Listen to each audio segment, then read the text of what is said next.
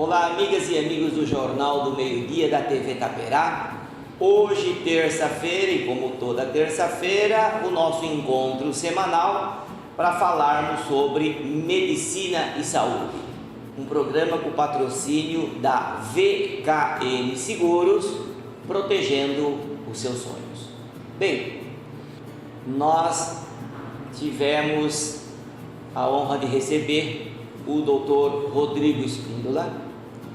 Ele é médico oftalmologista, doutor em medicina pela Universidade de São Paulo, médico assistente do Hospital das Clínicas da Universidade de São Paulo, membro do Conselho Brasileiro de Oftalmologia e também membro da Sociedade de Catarata e Cirurgia Refratária.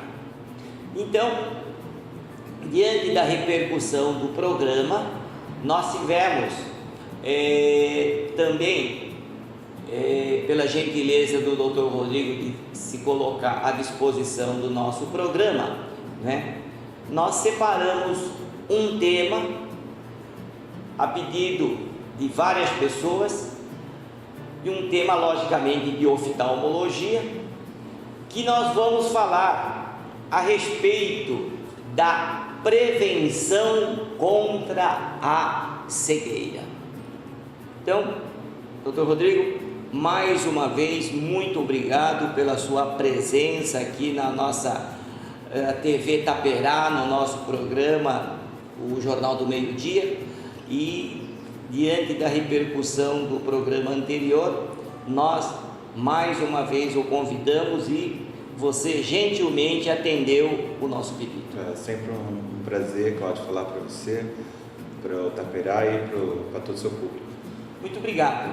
E hoje nós vamos falar sobre a prevenção da cegueira. E por falar nisso, como é que está a sua visão em 2019? Né? Então, hoje vai ser um programa muito especial, tá? E lembrar, né, com dados da Organização Mundial da Saúde, que no mundo, né, nós temos em torno de 40 milhões de cegos. No mundo, 40 milhões de cegos. E 240 milhões de pessoas de baixa visão. E no Brasil, nós temos, desse total de 40 milhões de cegos, praticamente 1,5% de cegos estão no Brasil, em torno de 600 mil cegos no Brasil e 6 milhões de pessoas com baixa visão. Então veja que tema importante que nós convidamos o Dr. Rodrigo para abordar esse assunto, que é a prevenção contra a cegueira.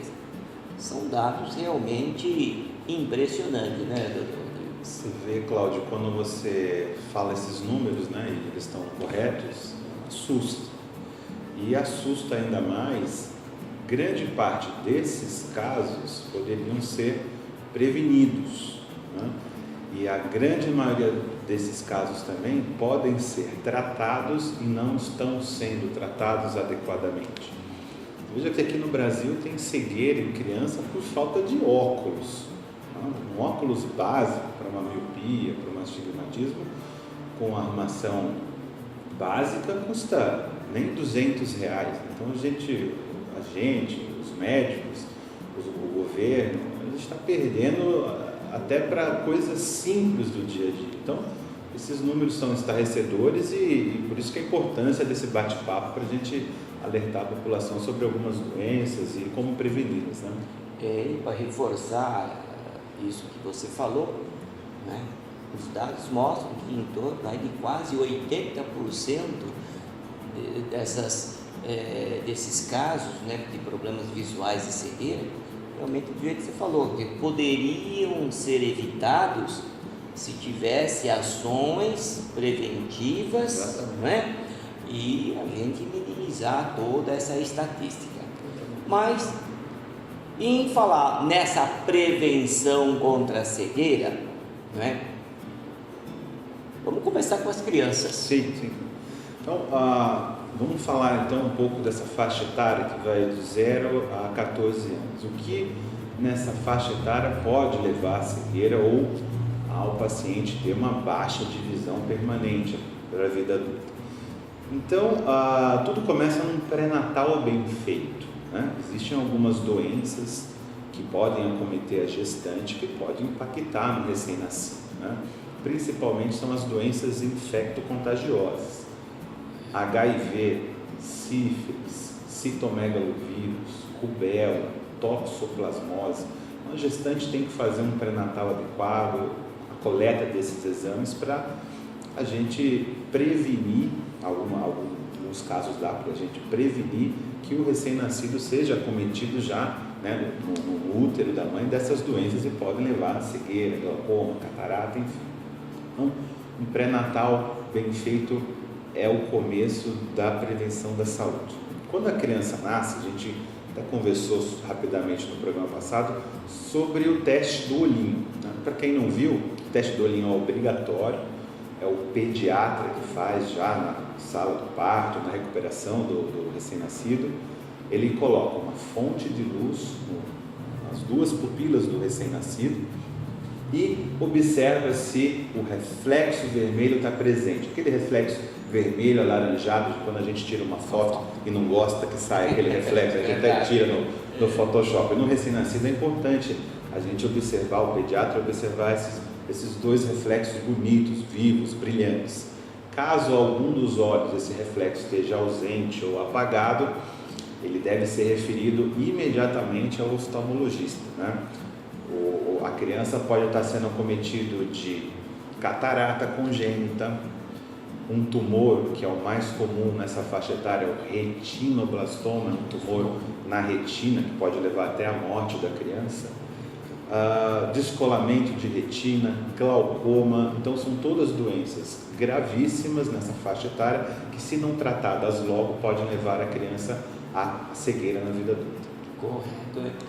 Veja a importância, não é, do pré-natal, né? Então, isso que o Dr. Rodrigo falou, dessa prevenção durante a gestação, isso é muito importante, porque muitas vezes algumas gestantes esquecem que o pré-natal é importante para a prevenção de todas as doenças. E hoje estamos falando da parte oftalmológica, mas é de uma forma didática. Está aí, né? O Dr. Rodrigo, que é um oftalmologista, falando no nosso organismo como um todo, dessa importância do pré-natal.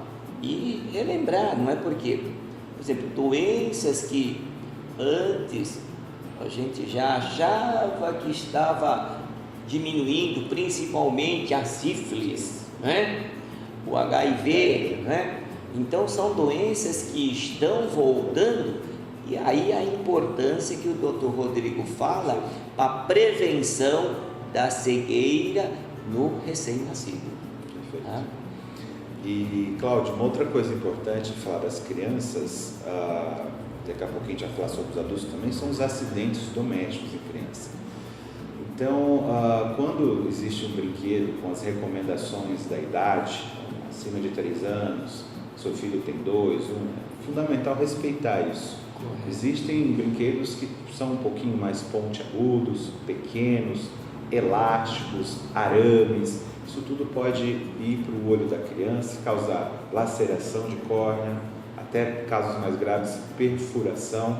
Então, as crianças realmente devem sempre estar sob supervisão do adulto para evitar fogo, eletricidade, objetos supérfluos cortantes, objetos que possam ser facilmente lançados. Infelizmente, alguns pais fumam e muito trauma com bituca de cigarro, a criança fica na altura da mão do pai. Então, os acidentes domésticos também são uma importante causa de baixa de visão nessa faixa etária. A gente tem que estar atento também aos acidentes. Uma outra coisinha, uma coisa que eu queria conversar é sobre o celular e a criança. O celular, E a criança. Sabe, Cláudio, o celular do jeito que a gente usa hoje, né? Praticamente a gente não fica sem celular, né? O tempo inteiro a gente está dando uma olhadinha ali. O iPhone tem 10 anos. Quando o iPhone foi lançado, não tinha ainda a internet do jeito que tem hoje, a velocidade, o conteúdo. Então a gente está usando o celular dessa maneira, creio eu que há 8, 6 anos para cá. Então é uma coisa relativamente recente. Mas a gente já sabe que as crianças, né, elas já com 4, 5, 6 anos já pedem celular para o pai. E o pai, muitas das vezes, a gente que gosta de fazer as vontades dos nossos filhos, a gente dá o celular e às vezes deixa eles ali horas e horas no celular. O problema do celular é o seguinte: quando a criança está com o celular, ou nós mesmos, mas o problema da miopia é na criança que está em crescimento, em desenvolvimento, o olho fica focado para perto, não 30, 40 centímetros. Isso por horas, por meses e por anos podem fazer com que a criança tenha o comprimento do globo ocular, então o comprimento do globo ocular antero, posterior. Isso faz com que esse comprimento que, né, vai se desenvolvendo na criança tenha um desenvolvimento extra e o olho passa a ser mais comprido do que ele deveria ser, originando a miopia. Só para a gente ter uma ideia, a previsão é que em 2020 1/3 da população mundial seja míope e 2050 metade. Por quê? Porque as crianças estão com olhos muito para perto, fazendo atividade só dentro de casa, não saem para fora para se exercitar. Existe um estudo agora que foi publicado na Ásia que mostra que crianças na escola tiveram pelo menos 3 vezes exposições ao sol, ou seja, atividades fora da sala de aula. Então, atividades como brincadeiras ou mesmo atividades de ensino fora da sala de aula e atividade física, versus aquelas crianças que ficaram só na sala de aula. As crianças que ficaram fora da sala de aula, tiveram essa exposição ao sol, a olhar mais para o horizonte, tiveram menos chance de miopia, e quando tiveram a miopia, teve a miopia num crescimento um pouquinho menor do que os outros casos. Olha, gente, essa informação que o Dr. Rodrigo está trazendo para todos nós, principalmente para você, mamãe, para você, papai, é uma informação muito importante, tá? E realmente é só a gente transferir o que o Dr. Rodrigo falou para o nosso dia a dia. Quando a gente começa a fazer determinados exercícios físicos, estimular a musculatura de uma forma tal, então essa musculatura vai se adaptando ao esforço exigido. A partir do momento que se pega o celular, a criança de 3, 4 anos que já tem que assistir a galinha pintadinha para fazer tudo na vida, principalmente almoçar e jantar, tomar sua mamadeira, tomar o seu leite, enfim, fazer tudo que ele precisa com a galinha pintadinha perto, isso aí está exercitando a musculatura, justamente forçando, e que isso aí pode repercutir no futuro. Isso, né, é uma informação importante, porque, né, inclusive, eu vou usar esses dados, essas informações, no nosso programa, que foi uma solicitação dos acidentes causados pelo celular, mas o nosso enfoque era mais no adulto. Sim. Mas está aí mais um dado importante que nós vamos utilizar esses dados para reforçar quando nós falarmos sobre o problema do celular na segurança do nosso dia a dia. E a miopia pode levar à cegueira? Sem dúvida. Quando a criança começa com a miopia de 1, 2, ela vai crescendo. 4, 5, 6. A gente sabe que acima de 4, o paciente com acima de 4 de miopia tem a retina mais frágil. A retina é essa parte aqui alaranjada, dentro do olho. Então, essa paciente que tem essa retina mais fragilizada pode espontaneamente descolar a retina, que é o que tem de mais grave para o olho. Às vezes pode descolar a retina com 20 anos, 30 anos de idade. Por que ele teve uma miopia tão alta assim? Lógico que tem fatores genéticos que a gente não pode modificar, mas os fatores comportamentais, ambientais, que é esse excesso de celular, né, desde a infância, pode ter levado essa pessoa a ter essa miopia de 6, 7, 8 graus. Aproveitando esse gancho, por exemplo, se os pais já têm miopia, a criança com esse hábito incessante do celular, pode ocorrer até uma predisposição maior? Sim, sem dúvida. É isso. Por exemplo, os pais, vou pegar esse exemplo do Cláudio, os pais já são míopes e a criança já está com esse estímulo em excesso do celular. A gente precisa trocar um pouco essa atividade da criança. Pode dar o celular para a criança? Pode. Poucas horas por dia, poucos minutos por dia, né?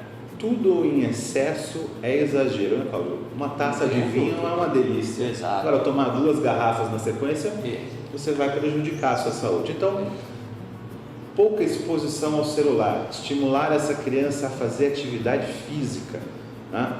Futebol, vôlei, tênis, natação, sair de casa. Esse é o importante. Deixa eu aproveitar mais uma vez esse gancho.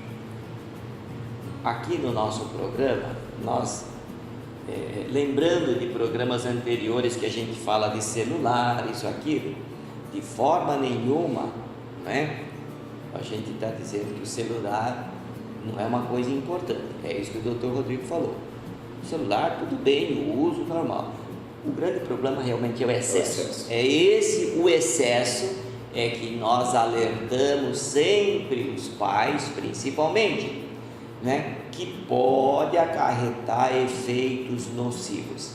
Daí a nossa orientação para que as crianças também lembrem-se que existe quintal, que existe praça pública, que existe passeio externo, né? Quer dizer, tudo isso aí justamente para fazer com que a criança volte a ter aquela atividade de criança mesmo, apesar de que parece-me que o dia a dia vai fazendo com que as famílias deem o seu celular para a criançada para eles ficarem mais tranquilos, né? Quer dizer, o perigo é o celular substituir a chupeta, né? Aí fica difícil, né? Está substituindo, né? Mas voltemos à prevenção da cegueira, porque esses dados que você está contando dá motivo para vários ganchos importantes para o pessoal que nos assiste, Rodrigo. E Cláudio, o último tópico que eu queria falar sobre as crianças, a gente vê todo dia no consultório. Pai que nunca levou a criança para fazer uma avaliação por achar que ela enxerga bem. Correto. Existem vários problemas, alguns até graves, que a criança aparenta estar enxergando bem para os pais. Correto. Às vezes o problema é só num olho, ela enxerga bem com esse olho, e existe um mecanismo de defesa do organismo, que a gente chama de supressão, que o cérebro vai suprimindo aquele olho que está com problema e priorizando esse olho. Se a gente não quebra esse mecanismo até uns 8, 9 anos de idade, esse olho que está sendo suprimido não vai ter mais volta, com cirurgia, com óculos. Então, o fundamental é levar as crianças para uma avaliação. Se você, pai ou mãe, tem criança aí com 5, 7, 8 anos e ainda não fez isso por achar que está enxergando bem, está indo bem na escola, isso é um erro que a gente pode pagar mais caro mais tarde. Então, avaliação com oftalmologista, especialista, para detectar se aquela criança que às vezes não consegue informar ou não está percebendo o problema, que a gente tem um problema e trate corretamente. principalmente, não é, essa visita para o oftalmologista, não é, é importante principalmente quando, voltando os pais, já tem algum problema ocular, mais um motivo para que os seus filhos façam essa prevenção, essa consulta, no sentido de já ir acompanhando esse processo, porque o pessoal só lembra do oftalmologista quando a criança se queixa de dor de cabeça. Aí quando vem a dor de cabeça, aí fala: eu acho que é a visão fraca, eu acho que é sinusite, eu acho que é enxaqueca. Quer dizer, aí mistura tudo, né? Aí é que ele lembra do oftalmologista. Mas tá aí a dica de fazer a sua consulta oftalmológica de rotina, no sentido de fazer a prevenção. Tudo é prevenção. Exatamente. Né? E passando então, agora conversando um pouquinho sobre os adultos, existem alguns problemas que podem levar à cegueira. O primeiro são os acidentes. Os acidentes ou domésticos ou no trabalho. A gente sabe que a legislação do Brasil trabalhista é bem rígida e exige, em alguns casos, o EPI, que é o equipamento de proteção, para proteger as pessoas dos acidentes. Mas a gente vê no dia a dia que as pessoas deixam um pouco isso de lado. A gente vê muito no consultório corpo estranho ocular, laceração na córnea e, como eu falei há alguns minutos atrás, até perfuração ocular. Então é fundamental, quem trabalha em ambiente de risco, em que algumas coisas podem voar, solda, martelo, lixadeira, britadeira, a usar o equipamento adequado para que não venha um fragmento desse e caia no olho. E o fragmento vem com uma velocidade muito grande, não dá tempo do nosso reflexo proteger, né? E às vezes um acidente pode ocorrer. Os motoqueiros também, muito comum, praticamente toda semana, você atendendo um consultório: doutor, eu estava com a viseira aberta só por um pouquinho. Imagina, você está a 40 por hora numa moto, o objeto vem a 40 por hora também, então é um grande impacto, isso pode causar muitos problemas, né? Então, essa prevenção nos acidentes, às vezes, é possível e deve ser feita. Uma outra doença que acomete essa faixa etária é o diabetes. Diabetes no Brasil, no mundo, é uma das maiores causas de cegueira, tá? Simplesmente porque quem tem diabetes não vai ao oftalmologista. Quando o diabetes começa a acometer o fundo de olho, então é um exame simples no oftalmologista, né, que a gente dilata a pupila para ver essa estrutura, a retina. Então, quando a gente já identifica o início da retinopatia diabética no adulto, a gente já começa a disparar uma série de ações. Então, a gente vai falar com o endocrinologista para melhorar o controle glicêmico daquele paciente. Se aquele paciente não estiver fazendo atividade física adequada, não está descuidando da dieta, a gente vai dar um sinal de alerta para ele que o olho já está sendo acometido. E se o olho está sendo acometido, né, Cláudio? O resto também está sendo acometido. Com certeza. O rim, os vasos, o coração, o olho não está a parte do organismo. Então, de modo geral, aqueles pacientes que têm diabetes tipo 1, né, que é aquele diabetes mais inicial, começa na criança, na adolescência, eles devem fazer uma avaliação no oftalmologista com em torno de 5 anos de doença. Então, já tem 5 anos de doença e não fez um fundo de olho, uma dilatação da pupila, precisa fazer. Aqueles pacientes que têm diabetes do tipo 2, que não necessariamente tomam a insulina, acima de 10 anos já de diagnóstico, precisam ir ao oftalmologista para fazer o fundo de olho. Aí eu lembrei, né, de uma outra entrevista que nós recebemos aqui, o Dr. Ricardo, que é urologista, né, que ele falava exatamente isso. Quer dizer, a pessoa só procura o urologista quando ele começa a sentir dificuldade na micção, mas aí já aconteceu o problema. é aquilo que você falou. O diabético, né?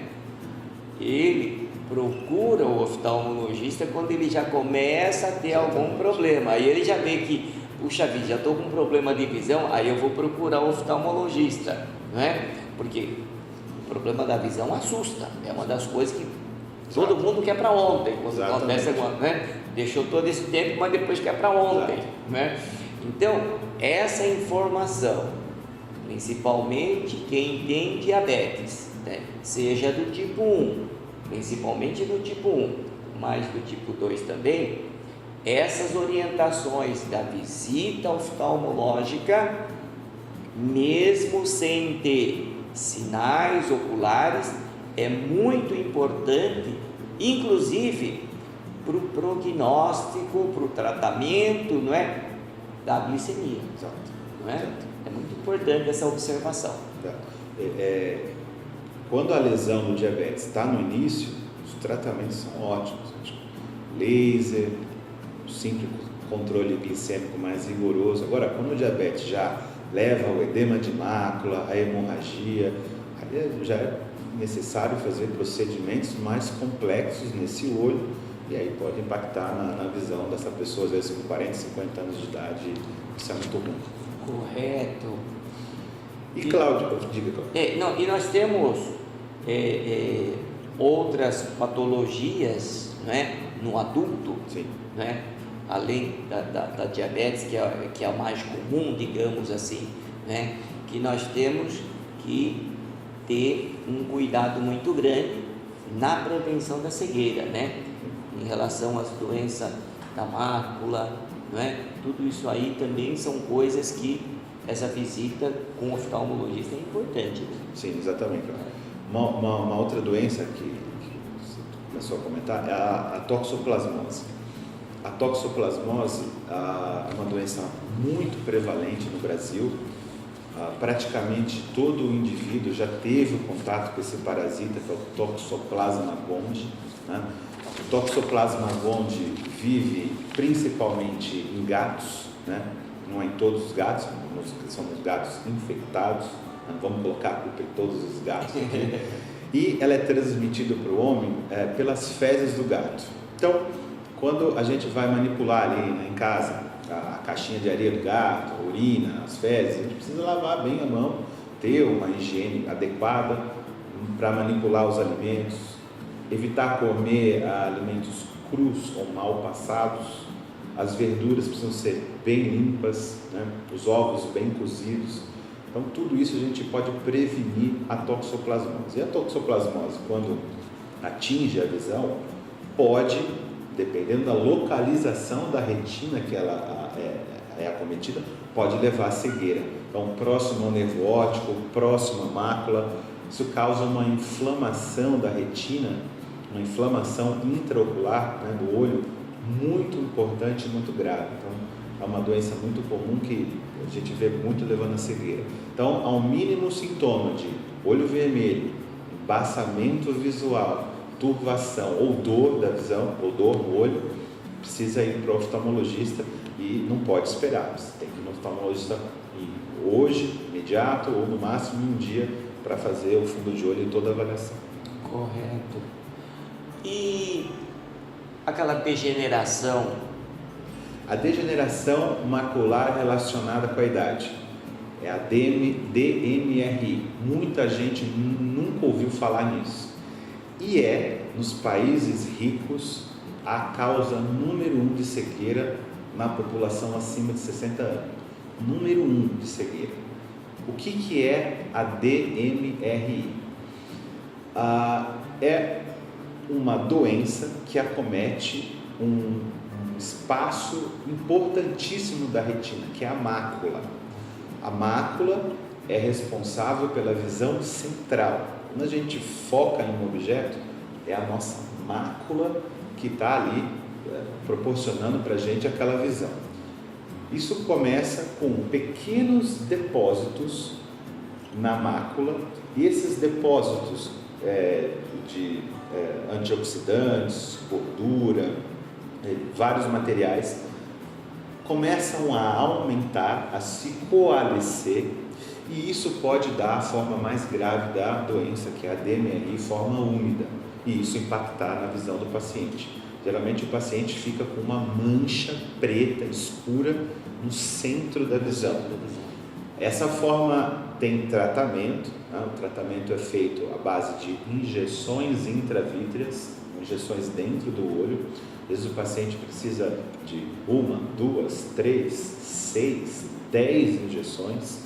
Alguns respondem muito bem a essas injeções, mas alguma parcela dessa doença não responde a esses tratamentos e pode levar a cegueira. O tabagismo é um fator muito associado dessa doença, então pessoas que fumaram por anos, né, e depois têm a tendência a ter essa formação dessas substâncias na mácula, tem um risco aumentado. As pessoas da raça branca, né, os caucasianos, olhos claros, então têm descendências da Europa, então são essas pessoas que têm fator de risco de desenvolver essa doença. Infelizmente não há uma prevenção muito importante. A gente orienta os pacientes a proteger os olhos da luz, a exposição solar também é um fator de risco. Dietas ricas em gordura, carboidrato, diabetes, os obesos, também é um fator de risco.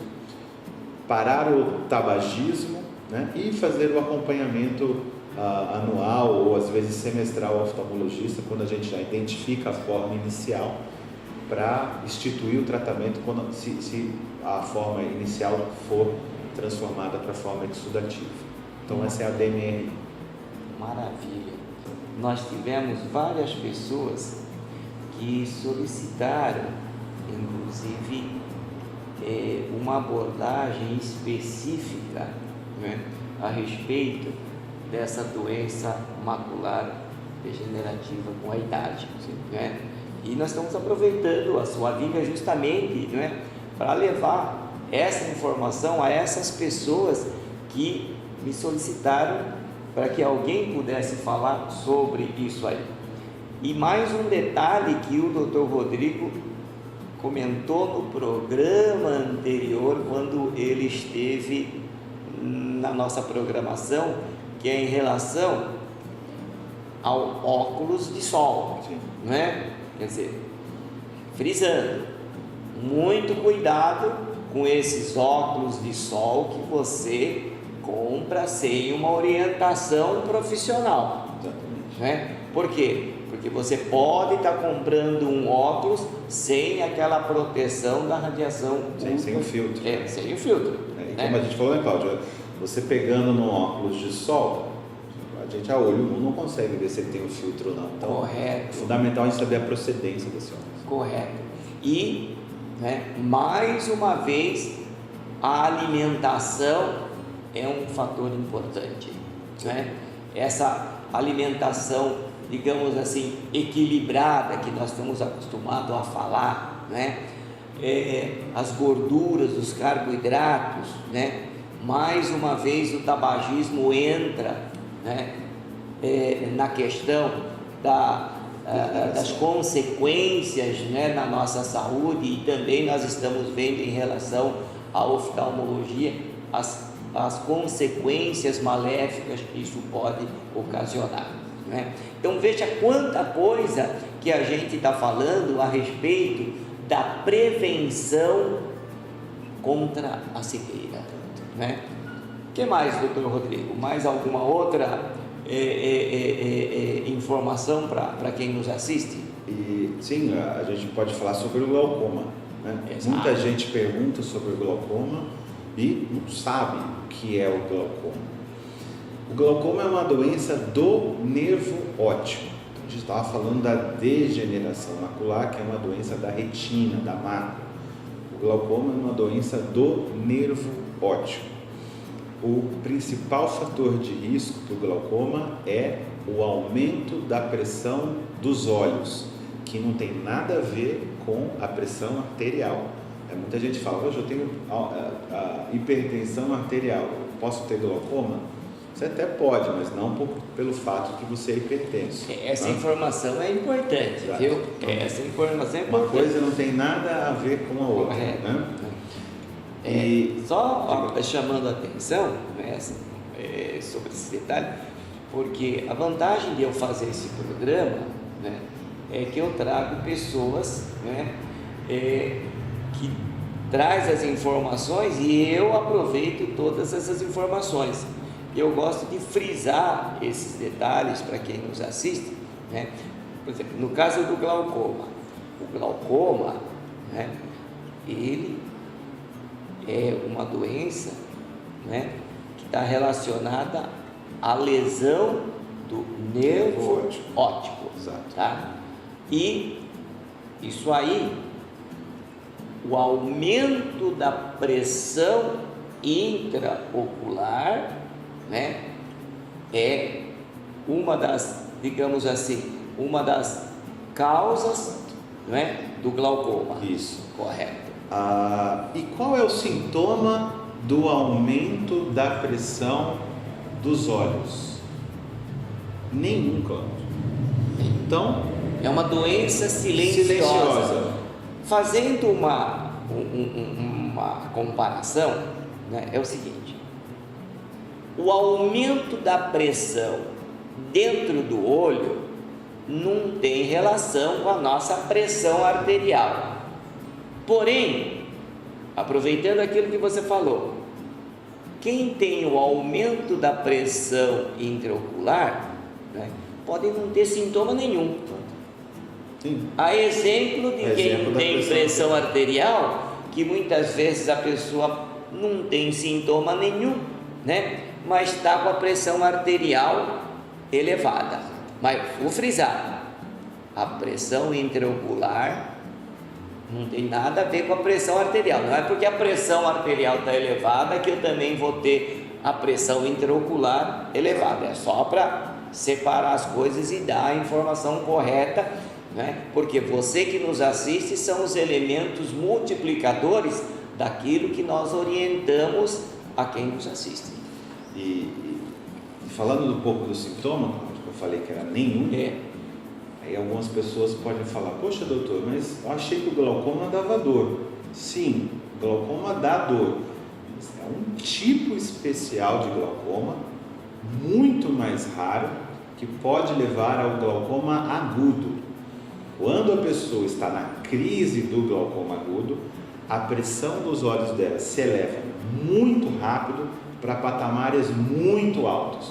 Isso leva a queda de visão e uma dor muito intensa. É uma das piores dores da medicina, né? Aí o paciente ele vai imediatamente para o oftalmologista. Às vezes a gente diagnostica um glaucoma pela crise de glaucoma agudo que esse paciente teve. Mas não se engane, esse tipo de glaucoma é mais raro, né? Só para o ano está começando, o ano passado eu acho que eu atendi 2 glaucomas agudos no ano inteiro, né? Então é um glaucoma muito raro. Então a maior parte do glaucoma é silencioso, não? O aumento da pressão é lento, é gradual, o paciente não percebe isso. E o que o glaucoma leva, pode levar à cegueira nas fases finais, né? Mas ele leva à perda do campo visual. O que é o campo visual? Então eu estou olhando para vocês na câmera, eu estou aqui com o meu dedo aqui do lado, eu não estou olhando para o meu dedo, eu estou olhando para vocês, mas eu estou vendo o meu dedo, porque ele está dentro do meu campo visual.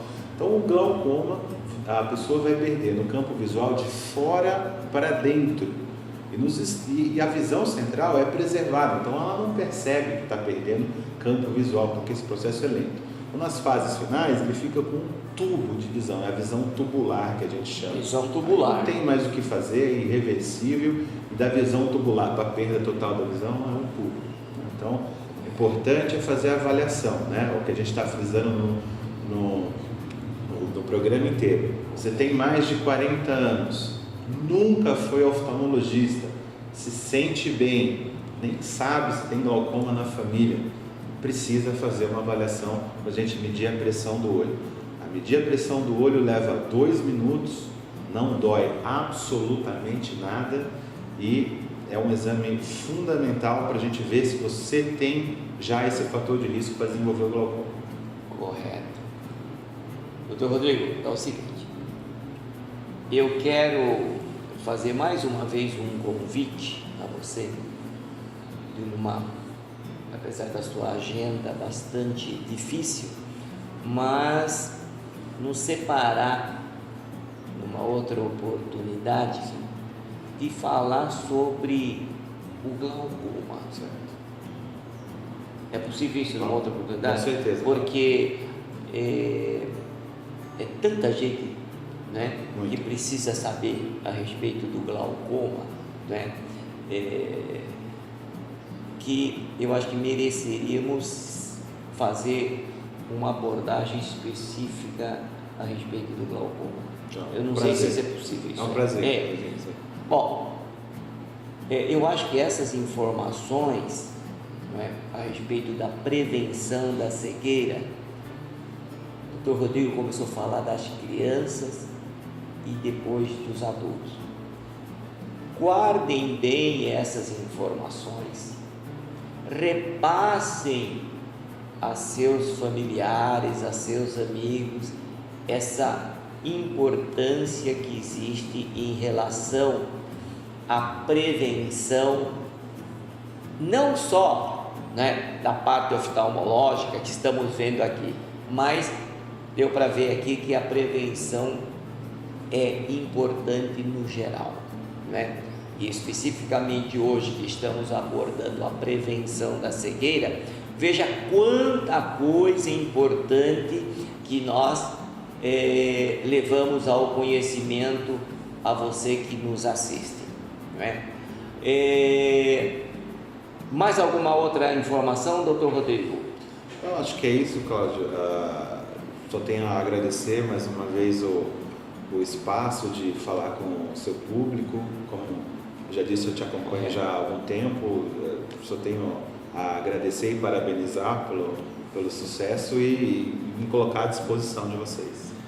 Bom, doutor Rodrigo, nós é que agradecemos. A TV Itaperá, o Jornal do Meio-Dia, que agradece mais uma vez a sua visita, né? Então, estou intimando ao vivo aqui, no sentido de nós fazermos um programa sobre glaucoma, né?